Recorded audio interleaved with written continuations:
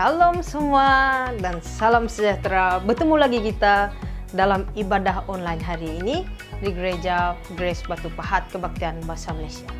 Apa kabar semua? Saya berharap kita semua dalam keadaan sehat dan masih tetap bersemangat serta tetap percaya dan mengasihi Yesus walaupun ibadah kita berlangsung di rumah masing-masing.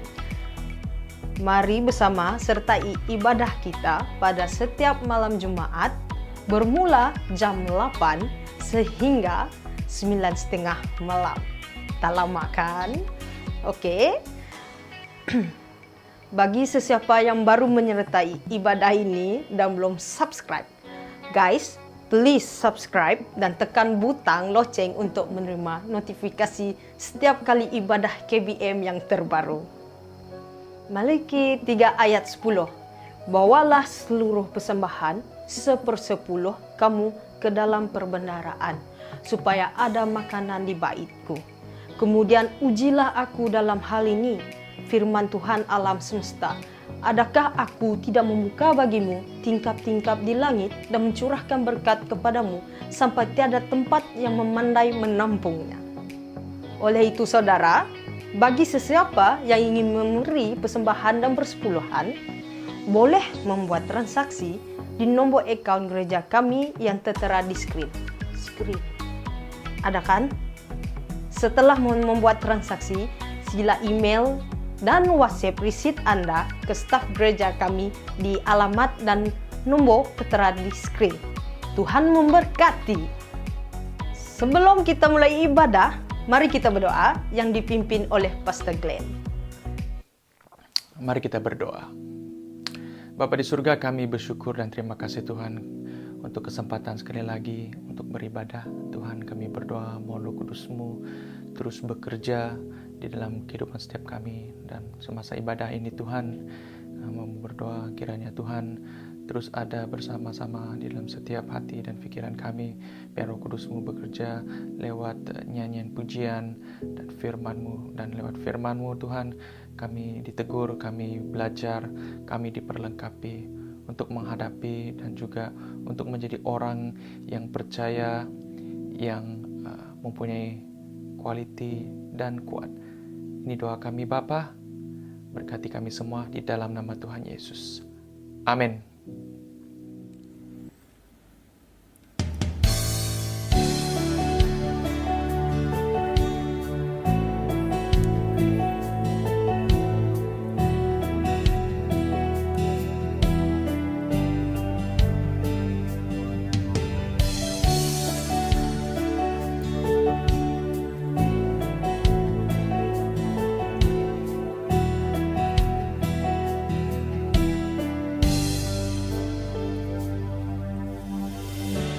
Bapakku datang menyembahmu di sini. Ku percaya kau ada bagiku.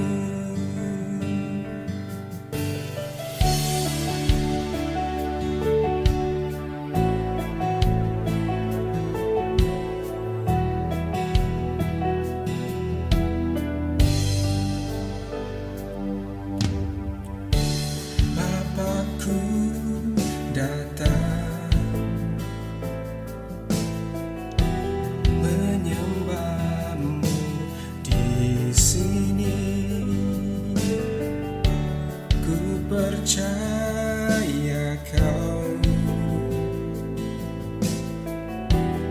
ada bagiku. Tak usah ku takut, sebab kau sertaku. Tak usah ku bimbang, kau di dalamku. Tak usah ku cemas, kau penghiburku. Saat ku lemah, kau kuatku. Ku nyanyi haleluya. nyanyi haleluya, sungguh kau hebat, ajaib perkasa perbuatanmu.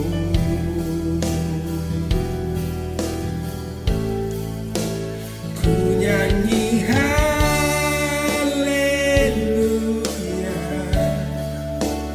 ku nyanyi haleluya, sungguh kau hebat, ajaib perkasa perbuatanmu. Di hidupku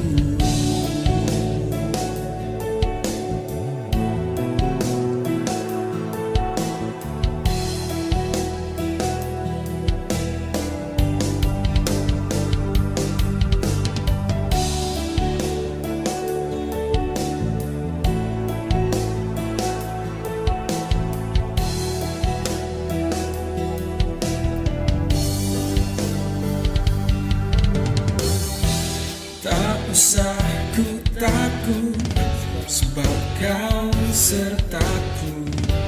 Tak usah ku bimbang, kau di dalamku. Tak usah ku cemas, kau penghiburku. Saat ku lemah, kau kuatku. Ku nyanyi haleluya,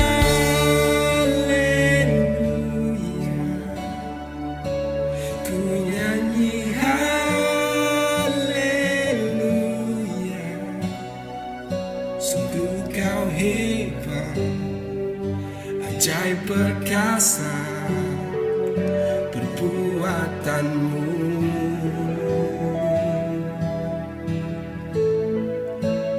Ku nyanyi haleluya,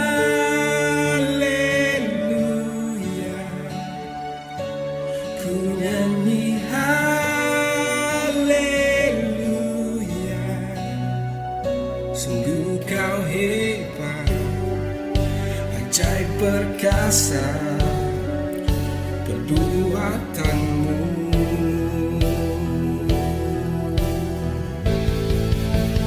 Ku nyanyi haleluya,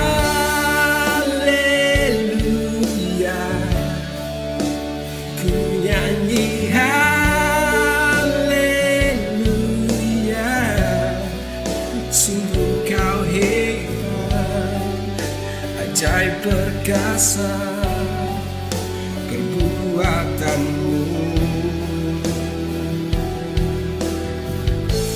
Di hidupku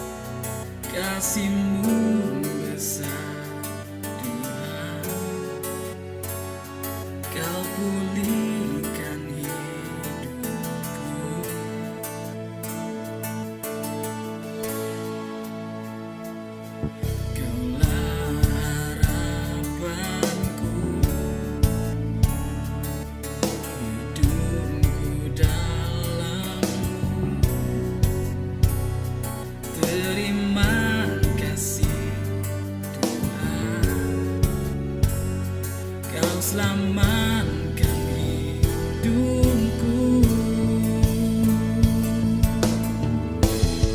Dengan apa kan ku balas segala kebaikanmu? Segenap hatiku menyembahmu Yesus, ku bersyukur padamu selamanya.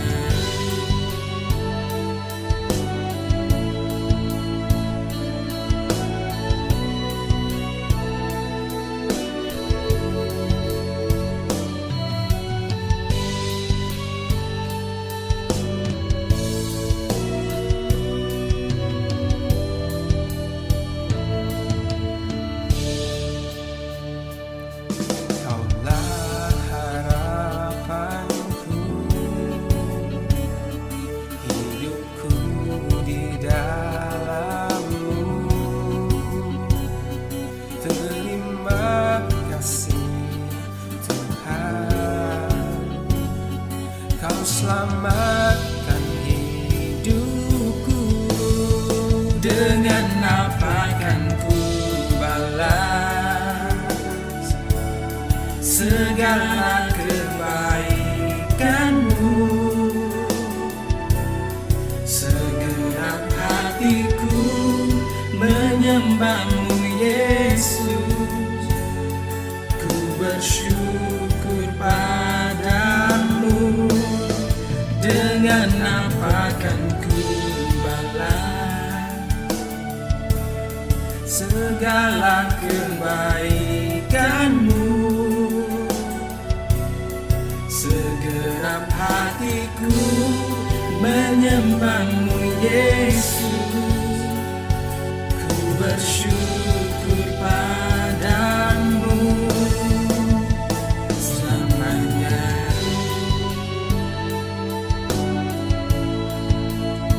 Selamanya.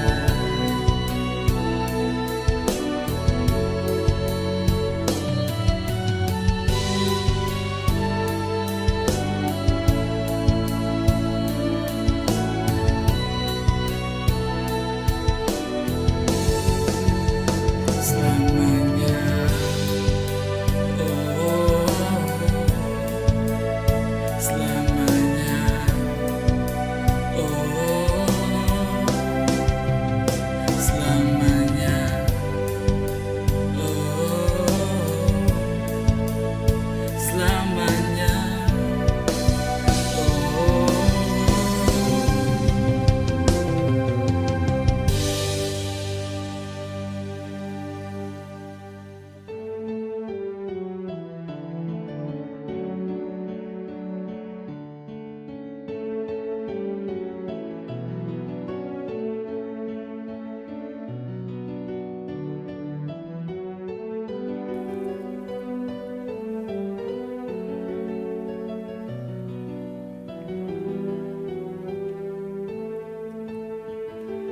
Dengan apa kan ku balas segala kebaikanmu?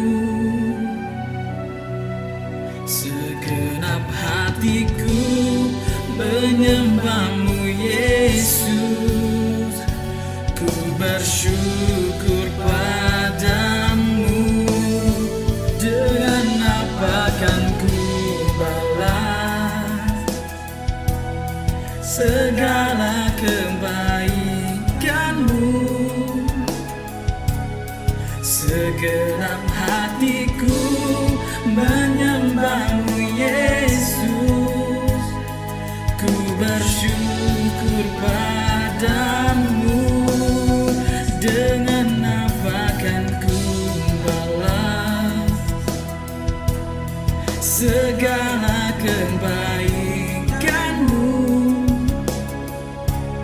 Segenap hatiku menyembahmu Yesus, ku bersyukur padamu selamanya.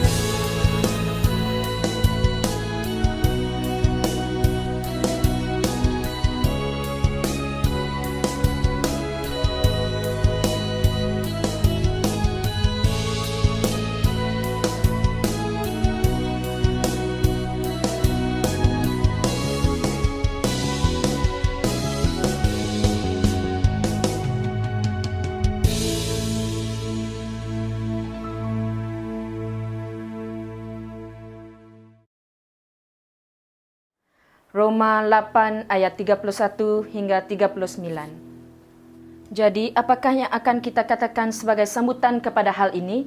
Jika Allah memihak kepada kita, siapa dapat melawan kita? Dia tidak mengecualikan anaknya sendiri, tetapi menyerahkannya untuk kita semua. Oleh itu, tidakkah Dia bersama anaknya itu juga akan memberikan segalanya kepada kita dengan rela? Siapa yang akan mendakwa orang pilihan Allah? Allah yang memperbenar. Siapakah yang dapat mempersalahkan kita?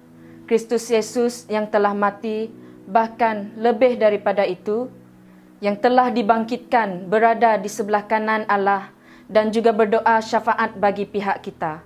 Siapa yang akan dapat memisahkan kita daripada kasih Kristus? Kekacauan ataupun kesusahan, atau penganiayaan, atau kebuluran, atau ketelanjangan, atau bahaya, atau pedang. Sebagaimana tersurat dalam kitab suci, keranamu kami menghadapi maut sepanjang hari. Kami dianggap sebagai domba untuk disembelih. Tidak, dalam semua hal ini, kita lebih daripada para penakluk melalui Dia yang mengasihi kita. Kerana aku yakin bahawa kematian maupun kehidupan, para malaikat maupun para pemerintah, masa kini maupun masa depan, baik kuasa apapun, ketinggian maupun kedalaman, baik apapun yang lain dalam seluruh ciptaan, tidak akan dapat memisahkan kita daripada kasih Allah yang di dalam Kristus Yesus Tuhan kita. Roma 8 ayat 31 hingga 39. Shalom saudara, bertemu lagi kita di ibadah kali ini. Sebelum kita terus dengan firman Tuhan, mari kita berdoa. Bapa Syurgawi, terima kasih oleh kerana perlindungan-Mu dan kasih anugerah-Mu buat setiap pribadi kami, sehingga kami dapat bersama sekali lagi ya Tuhan Yesus di dalam ibadah kali ini untuk mendengar firman-Mu. Biarlah Engkau terus menyertai kami dan Roh Kudus-Mu terus melayani kami ya Bapa melalui pembacaan firman Tuhan pada malam hari ini, bahkan juga di dalam kami mendengar firman-Mu ya Bapa. Terima kasih ya Tuhan Yesus. Ini doa kami, di dalam nama Yesus kami sudah berdoa. Amin. Saudara, kita sudah ketahui banyak hal sebagai pengikut Kristus bermula dari bab-bab sebelum dalam Roma ini. Nah, semakin jauh kita dituntun untuk mengenal dan mendalami rahasia-rahasia Injil, semakin kita kagum kepada Allah yang kita kenal. Jika Allah di pihak kita, siapa yang akan melawan kita? Ini adalah satu tantangan bahwa Allah ada di pihak kita. Dia tidak hanya berdamai dengan kita, saudara, tetapi juga mengikat perjanjian dengan kita dan memihak kita. Semua haknya adalah untuk kita dan semua janjinya untuk kita. Segala keberadaannya, segala yang dimilikinya, dan segala yang dilakukannya adalah untuk umatnya. Persoalannya, apakah kita akan tetap mempunyai keselamatan dalam segala situasi dalam keadaan kita sekarang? Ketika kita mengalami masalah atau penderitaan, bukankah kadangkala kita bertanya-tanya dan merasakan apakah Allah sedang menjauh daripada kita? Atau apakah Allah masih mengasihi kita dalam situasi kita? Saudara, Paulus di bagian ini tidak mengatakan bahwa orang Kristen tidak menghadapi musuh dalam masalah. Sedangkan dalam Mazmur 44 ayat 22 katakan, namun keranamu kami menghadapi maut sepanjang hari. Kami dianggap sebagai domba untuk disembelih. Sebab itu di bagian teks ini, Paulus mengajukan pendapatnya jauh lebih penting, yaitu Allah berada di pihak orang percaya, di dalam ayat 31. Nah, di dalam ayat ini merupakan satu dorongan bagi kita yang di dalam Dia. Dan siapakah yang akan melawan kita? Sehingga menghalang-halangi kebahagiaan kita. Sekalipun mereka begitu besar dan kuat, begitu banyak, begitu perkasa, begitu kejam, apa yang boleh mereka lakukan? Nah, selama Allah ada di pihak kita dan kita tetap berada di dalam kasih-Nya, kita dengan berani, yaitu keberanian yang kudus, dapat menantang semua kuasa kegelapan. Dia melakukan semuanya untuk kita. Dia ada untuk kita. Biar saja iblis berbuat yang terburuk, dia sudah dirantai, saudara. Sekalipun dunia berbuat yang terburuk, dia sudah dikalahkan. Segala penguasa dan pemerintah dirampas, dilucuti, dan ditaklukkan dalam salib Kristus. Maka itu, siapa lagi yang dapat berperang melawan kita? Saudara, dalam ayat 32 menyatakan keyakinan Paulus. Memenangkan Allah sebagai pencipta yang maha kuasa berada di pihak kita. Tiada siapa atau apapun yang boleh melawan kita. Tiada apapun yang boleh mengancam penyelamatan kita atau memisahkan kita daripada kasih Allah. Dengan itu, saudara, saya mengangkat satu tema kepada kita di dalam ayat ini yang mengatakan, akankah kasih Allah terancam terhadap situasi kita? Ada 3 perkara yang saya ingin kongsikan kepada kita. Yang pertama, tiada seorang pun boleh mengutuk atau mendakwa umat Allah.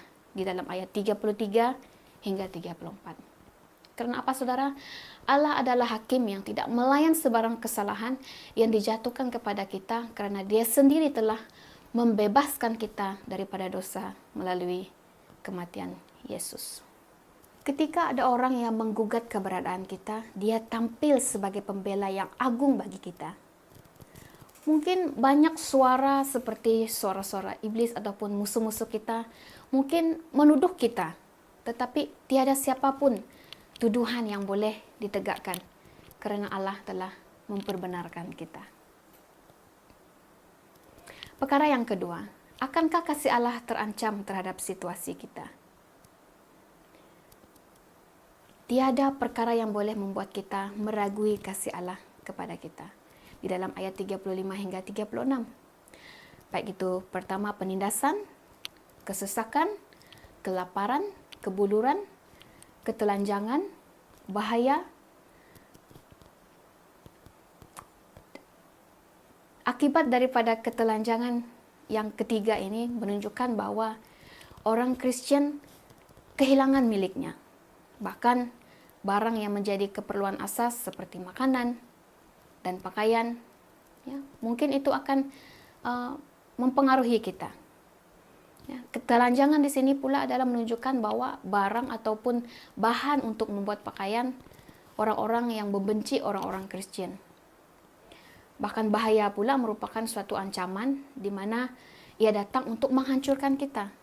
Nah, ini adalah juga dialami oleh orang-orang Kristen. Mereka selalu dihantui oleh ancaman daripada sekitar mereka yang menginginkan kehancuran mereka ataupun kita. Walaupun demikian, saudara, melihat daripada kehidupan orang Kristen, mereka tetap berjuang untuk tetap bertahan dari bahaya ataupun ancaman. Ketika kita berjuang melawan berbagai penderitaan, baik itu penyakit, cobaan, dan penganiayaan, dia tampil sebagai orang yang mengasihi dan mendampingi kita dengan tulus sampai kita melewati masa-masa sulit itu. Perkara yang ketiga, akankah kasih Allah terancam terhadap situasi kita? Di dalam ayat 37 hingga 39 katakan bahwa kasih Kristus dan kita tidak dapat dipisahkan.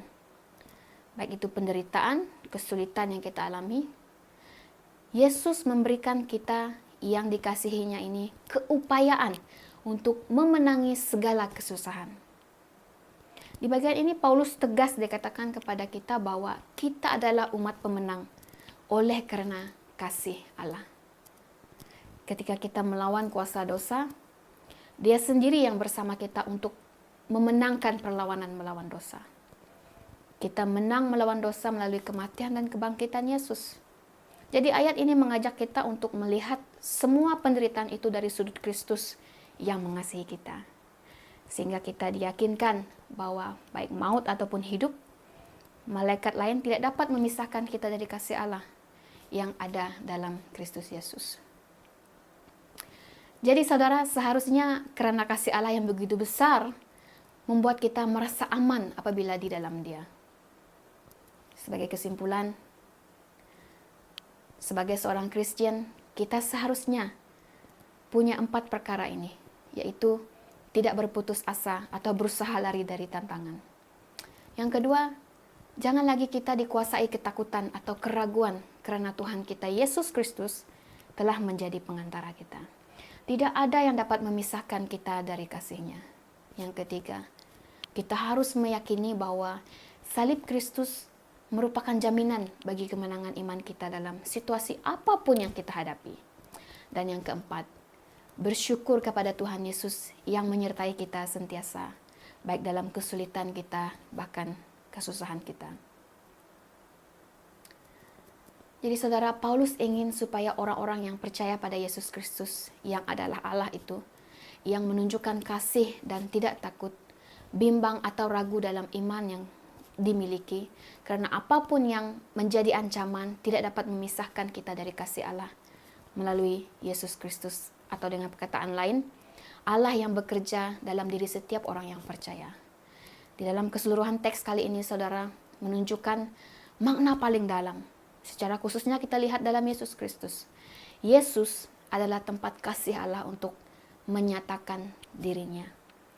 Saudara, menjadi pemenang dunia ini berbeza dengan menjadi pemenang dalam Tuhan. Setiap juara di setiap pertandingan di dunia ini ada batasannya.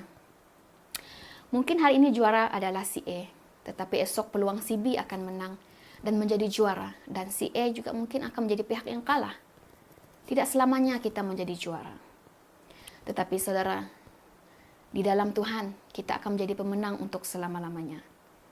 Tidak ada seorang pun yang dapat merebut piala kehidupan yang kita peroleh dari Tuhan, baik itu manusia yang hidup atau mati, termasuk pemerintah dan penguasa di dunia ini. Bahkan malaikat pun tidak dapat merebutnya daripada kita. Mengapa saudara? Karena Tuhan selalu bersama dengan kita. Oleh karena itu, mari kita menjaga dengan baik piala kehidupan yang diberikan oleh Tuhan kepada kita sampai selama-lamanya. Demikian firman Tuhan. Tuhan memberkati. Mari kita berdoa. Bapa Syurgawi, kami bersyukur karena kami mempunyai kesempatan untuk mendengar firman-Mu pada hari ini, di mana merupakan satu keyakinan bagi kami ya Bapa. Tidak ada yang dapat mengancam kasih-Mu ya Tuhan Yesus daripada kami, untuk kami nikmati, baik itu di dalam kesusahan kami, di dalam kesulitan kami, di dalam penderitaan kami ya Tuhan Yesus. Bahkan di dalam apapun situasi yang kami lalui pada saat ini ya Bapa, itu tidak akan merubah ataupun mempengaruhi ataupun mengancam kasih Tuhan bagi kami. Terima kasih ya Tuhan karena kasih-Mu yang begitu besar. Di dalam nama Yesus, hamba-Mu sudah berdoa. Amin. Terima kasih kerana saudara setia bersama kami. Saya percaya kita semua diberkati Tuhan lewat ibadah hari ini. Jangan lupa, kita jumpa lagi di ibadah online seterusnya. #duduk di rumah. #kita jaga kita. #Tuhan memberkati.